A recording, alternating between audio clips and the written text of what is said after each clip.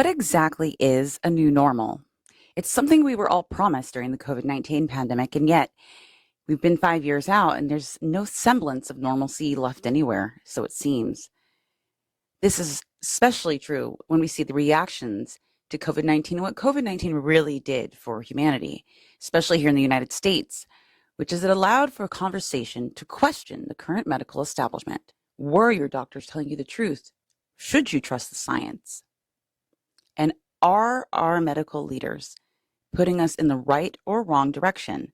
That was something that was addressed just earlier this week at the Charlie Kirk Memorial as Donald Trump made an announcement. And following that announcement, actions were made at the Oval Office. And today, in today's Rezendes Rundown, we are going to cover these stories, as well as looking into the implications of corrupt science in our country.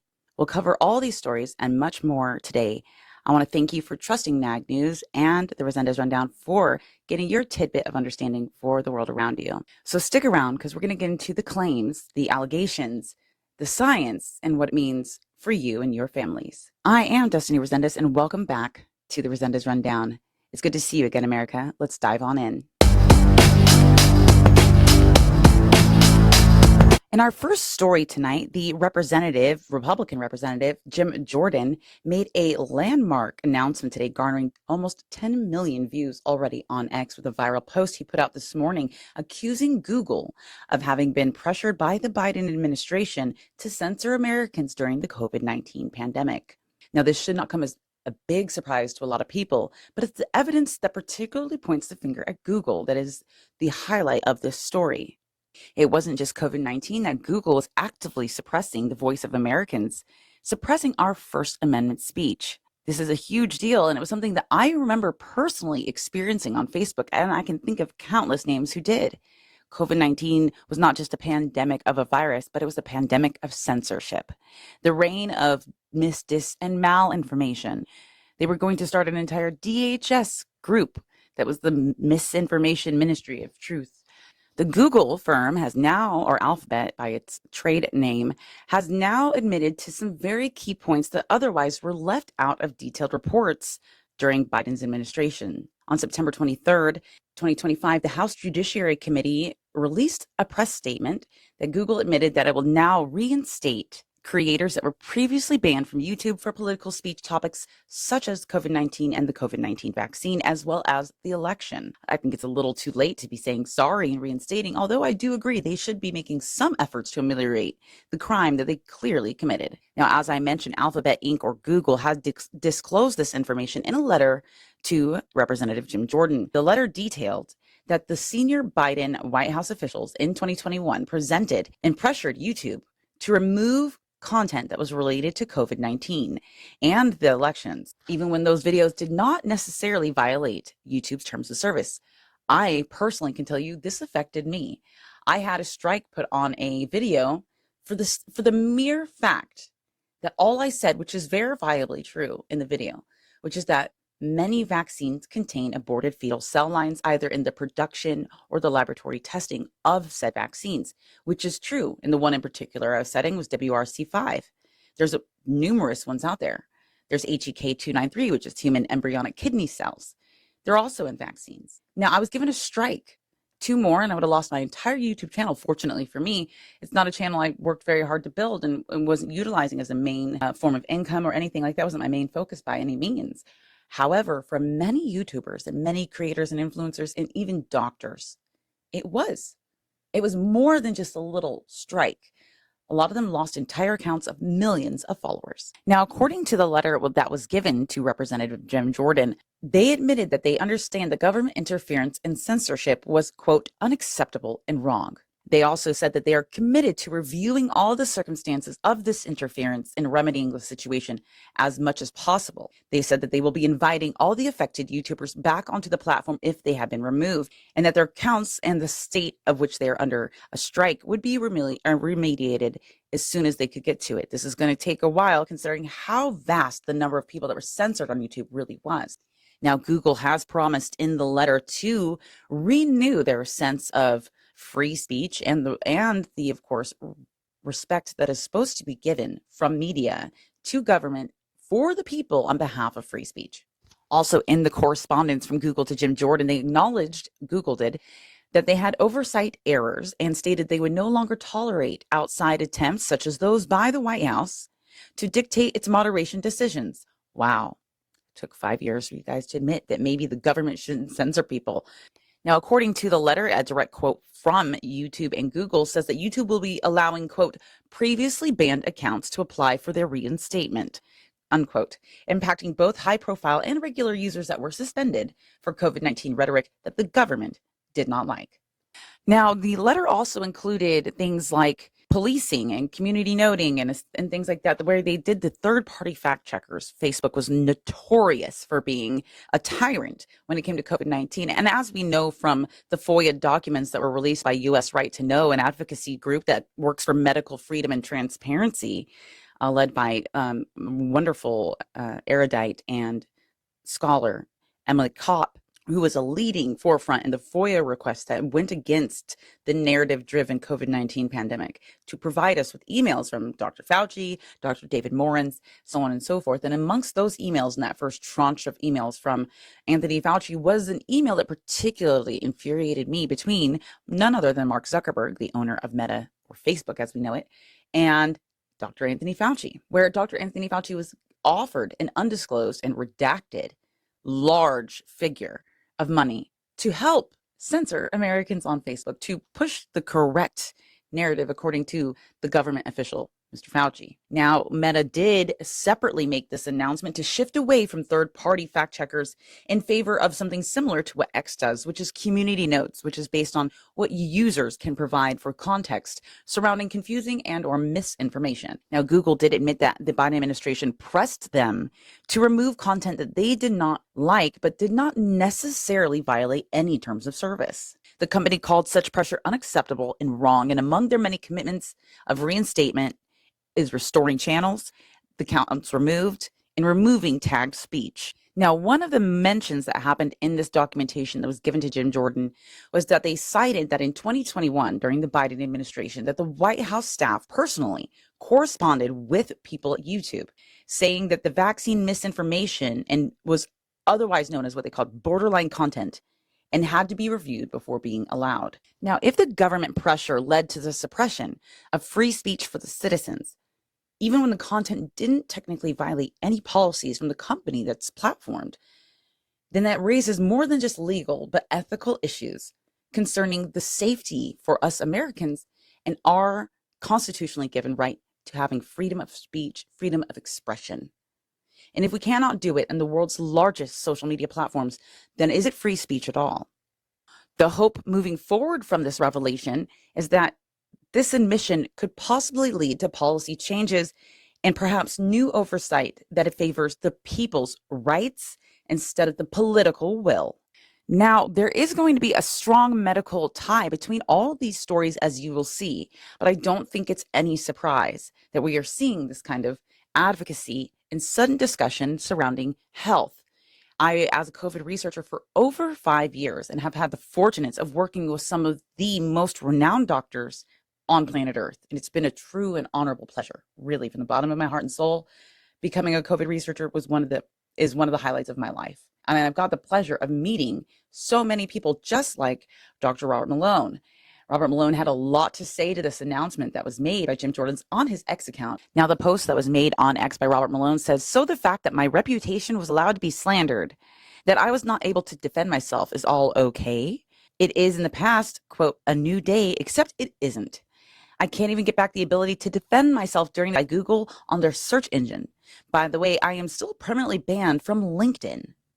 Now, just for those who are tuning in who maybe do not know who Dr. Robert Malone is, he's a fellow Virginian. He lives here in my state. Pleasure to have him, with a wonderful horse farm. But Dr. Robert Malone is the science guru who has been known, I wouldn't even say guru, I would guess you'd just say a master in his own field. He was the man who effectively brought mRNA vaccines to reality. Now, he wasn't personally behind the mRNA vaccines that went into COVID-19, but he is behind the science and technology that built those and was able to create those platforms later, even though he strongly admonished the use of the COVID-19 vaccines and warned of their safety and efficacy from the very beginning. He, of course, was shut down as was anyone who had a dissenting view on the COVID-19 vaccines. Now, let me continue with this post. He said, I am not alone, but not only was I censored, but others were allowed to carte blanche defame me, including gang stalking, often paid for by a foundation for the CDC. Strong allegations. The post has already got over 50,000 views. I personally have spoken to Robert Malone. He's an incredibly intelligent and caring person. And I know for a fact that he, along with Robert F. Kennedy Jr., our current secretary for HHS, were listed amongst a dozen other people of high stature, of high respect, except for that respect has now been tarnished due to the actions of Google, YouTube, and social media during the COVID-19 pandemic that fielded for the government, which should make people ask questions. If somebody who's a world-renowned scientist can be silenced and banned from LinkedIn, the #1 business app in the world. Now, like I said, the medical thread between all these stories doesn't stop just here. And the outrage that I'm sure people who are suppressed, like Robert Malone, Mary Talley Bowden, I could think of a million doctors, really just Dr. Buckholtz, Dr. Jancy. There's a million, I could literally go on and on, Dr. McCullough, that were censored. And it wasn't just the doctors, although that was the most stark viewpoint you could have, was to realize that the people we were supposed to listen to, the science that we were told to trust, was silenced. But there is a shift happening.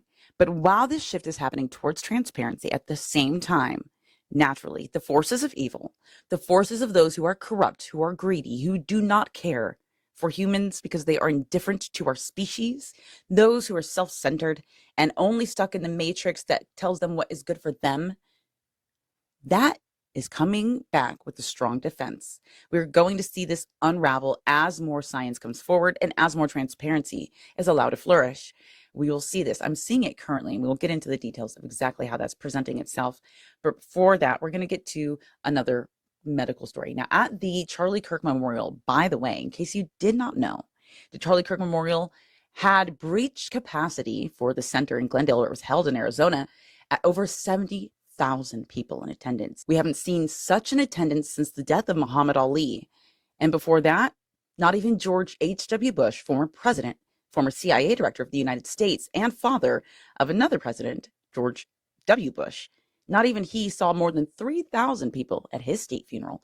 However, Charlie Kirk, you are clearly one of the most beloved people in American history to have drawn such a crowd. And amongst that crowd was an interesting artifact that I happened to have noticed, and some other people noticed too, as I brought it to attention on X, was that it was a national security threat. I mean that in the most polite, sensitive way I can. I understand the importance of having a time to grieve. I think it's important for all people who need closure. It's a healthy part of the mental unloading that comes with the loss of somebody you love. I understand that fully.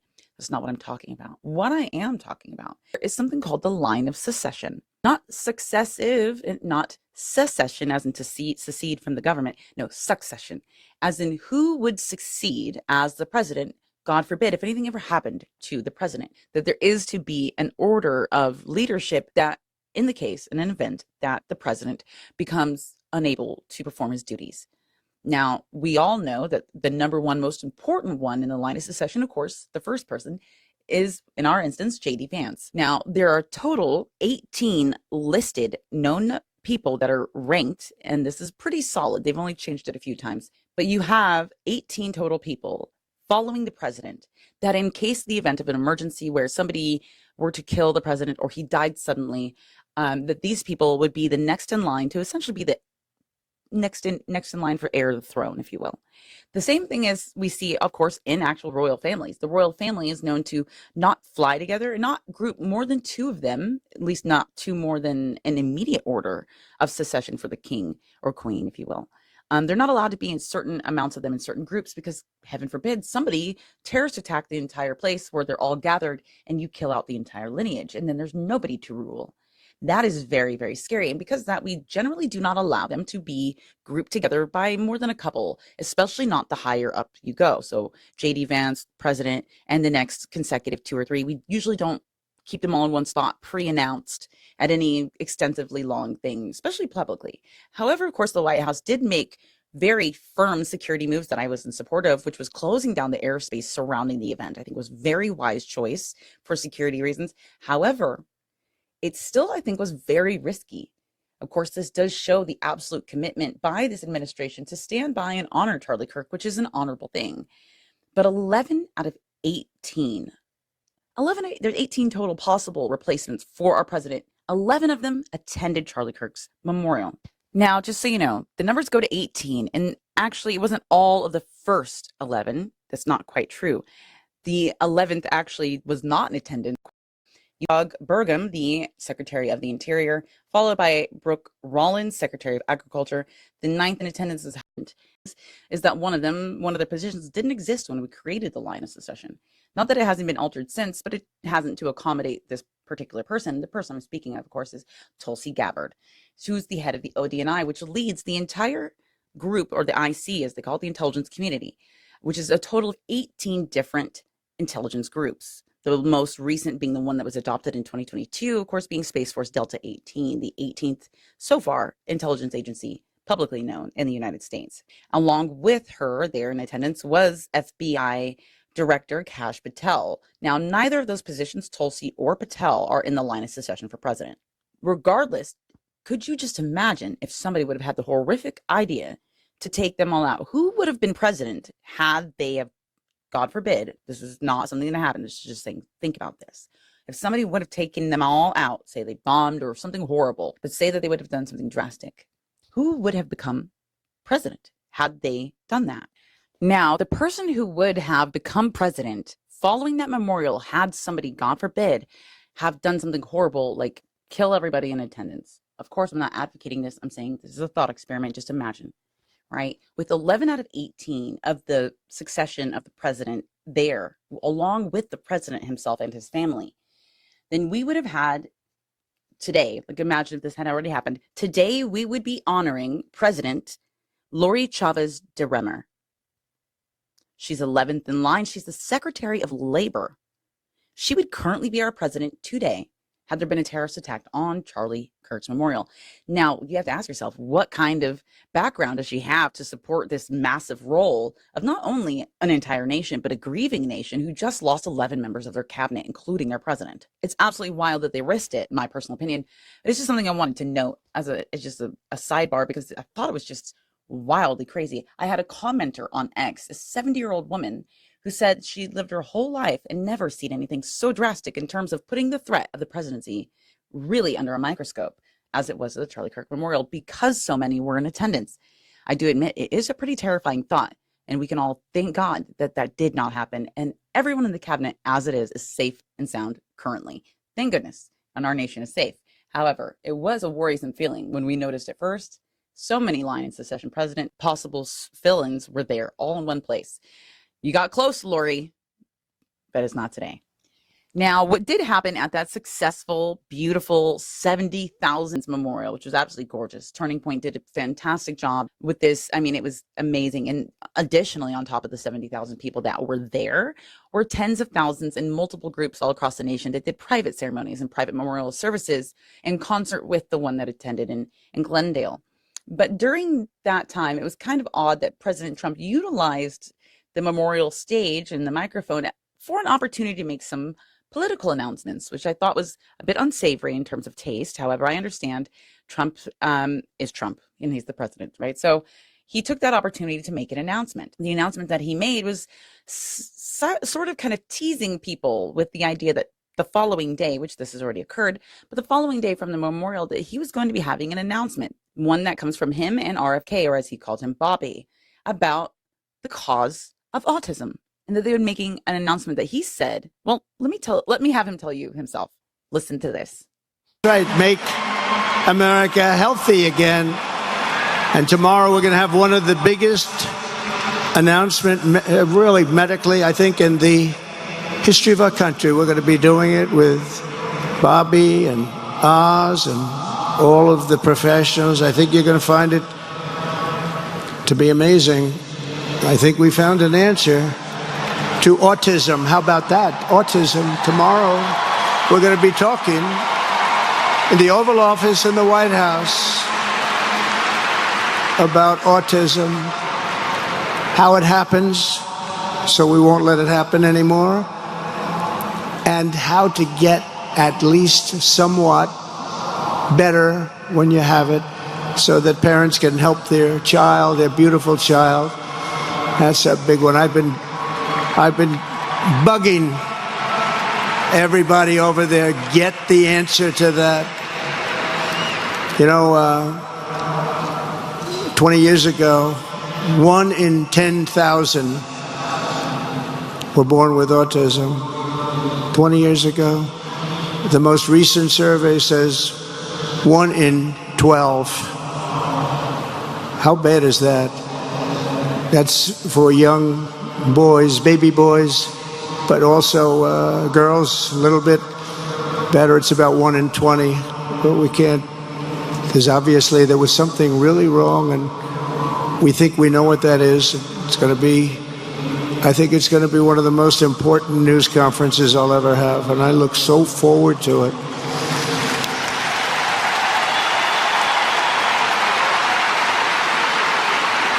And you know who else looked forward to it? Because he knew. I tell him a little bit about what was going on. Was Charlie. He would have been front row center, believe me.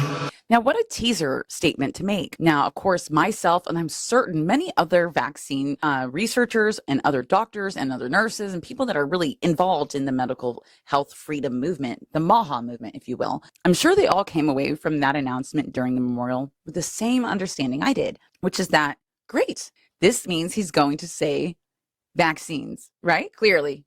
That's what we were all thinking. That's what I was thinking. I can't, of course, speak for everybody. That's what I was thinking naturally. Now, I'm not going to just completely spoiler alert for you, but the next day did occur, of course, as was expected. And Trump, alongside with RFK, made a formal announcement claiming that it was the prenatal use of acetaminophen, otherwise known as Tylenol, that is likely a correlation between rising autism rates. Effective immediately, the FDA will be notifying physicians that the use of well, let's see how we say that. Acetaminophen. Acetaminophen. Is that okay? Which is basically commonly known as Tylenol during pregnancy, can be associated with a very increased risk of autism. Now, he did not say definitively, nor did he actually provide one set study that was said that this is the cause. That wasn't provided. However, they said that there was, of course, indications, and there are many. Even as early as 2023, there were allegations from a class action lawsuit brought forth by a expert testimony from a Harvard professor and doctor who had, of course, was dismissed later, and the claims went nowhere. But they brought the same exact claims forward. Now, they very well may have some bearing on autism rates. And I am by no means a doctor, so do not consider anything I'm about to say medical advice. It is not. This is just what I'm thinking as a 5-year-long veteran of researching COVID and vaccines, and somebody who has personally talked to vaccine creators by the dozens. What I can say is that in those many years of conversations with some of the world's best doctors, I can say in the discussion of autism, Tylenol maybe came up 5% of the time. I'm being generous. We all link it to, I say we all in the research community, by and large, seems to place it along with neurological disruption that's prenatal, that's caused by toxins such as vaccines, heavy metals, things that cause real neurological damage that is provable, thimerosal, mercury. These are things that have been implemented inside of vaccines as adjuvants for many years, causing horrific damages. But despite the fact that, of course, until recently, and even currently still, there is zero placebo-controlled, double-blind, gold standard studies that have tested the safety. And there's been zero cocktail effect studies as well for vaccines, despite having 72 vaccines on the childhood schedule, depending what state you're in, anywhere between 60 and 72 in the nation. And as Trump says himself, the rate of vaccines, as you just heard, is now 1 in 12 compared to 1970 being 1 in 10,000. Now, the 1 in 12 is reserved for the males, as women have been significantly less affected by autism than boys seem to be. But what was neglected to be stated by Donald Trump, which I think really should have been stated, especially concerning the fact he had such a large Black vote in the recent election, is that Black boys in particular, unfortunately, are the most at risk for autism following vaccination. Why that is, there are plenty of doctors who've got great science on this. A lot of it suppressed. But it is important to note for any of the young mothers watching out there or expecting mothers to know that you do have a higher or less chance depending on what type of child you're having. If you're having a boy versus a girl, that matters. Of course, your genetics matter. What you are touching, interacting with, or being injected with matters. And even the race of your child in terms of autism matters. Now, it's not a definitive thing to say just because you have a black son. My brother, for instance, is a black boy. He does not have autism. And he had a couple vaccines as a child. So that's not to say that it's 100% causative, but there has been a correlation that has been found. And the work of Dr. Andrew Wakefield will show this to you quite clearly if you ever want to take a look. Now, the disappointment that was felt by myself, I'm sure is felt among many.